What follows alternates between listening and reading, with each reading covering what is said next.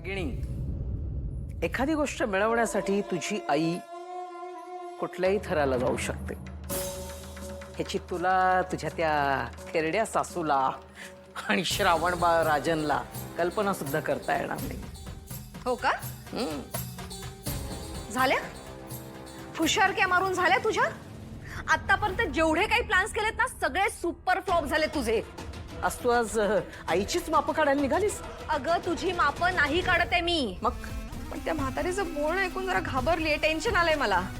तू ऐकलंस ना ती म्हातारी काय म्हणाली? येत्या 15 दिवसात तिची ती नात घरात येणार आहे आपल्या. तिचा कॉन्फिडन्स बघून ना माझे पाय असे लटपटतायत अक्षरशः. काही कळत नाही काय करू. ती म्हातारी चेहऱ्याने ती साधी भोळी सरळ दिसते ना, पण आतून तेवढीच डेंजर डॉन आहे. कधी काय करेल ना याचा नेम नाही. त्या म्हातारीची ती नात आणि तिची ती सून जर घरात आले तर आपण काय करायचं? का असं कसं होईल?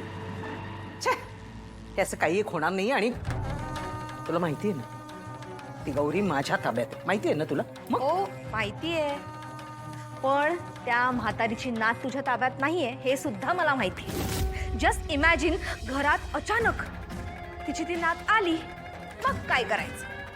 अशी कशी येईल सांग ना मला. म्हणजे जी मुलगी गेल्या 17-18 वर्षात आलीच नाही ती आज अचानकच येणार आहे का? आभाळातून पडणार आहे का?